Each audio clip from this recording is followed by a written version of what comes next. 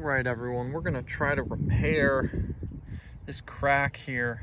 You can see run all the way down. So this is, I can just barely get my fingers in here on this one, and I can almost barely get my fingers in here, and they're not through on the backside, so they're technically minor. I could consider driving this as is, but in case another rock hits this, I wanna protect these. So I've got this little cheapy kit here that has these little resin repair bottles.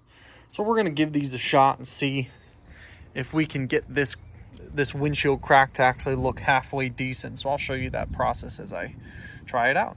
Alrighty, so here's a closer look at that crack. Now, if you can tell, it just rained here early this afternoon, so I took a compressed air gun and just shot out all of the moisture I could get out of these cracks.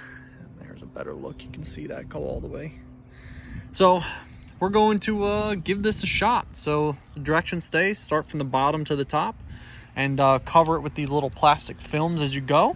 So that's what we're gonna do. There was my attempt at making this happen here, and you can see it's not really working that great. So this is a resin that cures in the sunlight, so the plastic kind of helps prevent that curing process until it can really soak in.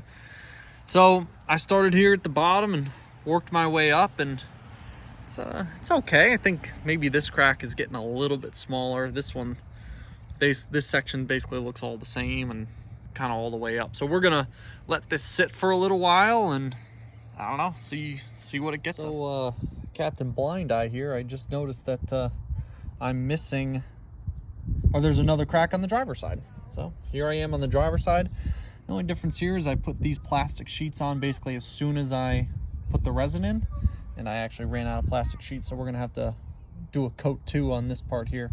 All right, we'll give this a bit and see how it does. All right, so it's been a little while, probably about 15-20 minutes, and no real progress here. You can see that this resin hasn't really soaked in at all, hasn't displaced any of the air that's in there. You know, you'd figure some capillary forces would help with that, but really not seeing anything of value here. So I'm gonna pull these off and scrape it clean and go from there, I guess. All right, so I just took off all those little plastic sheets and then scraped that resin with the razor blade here.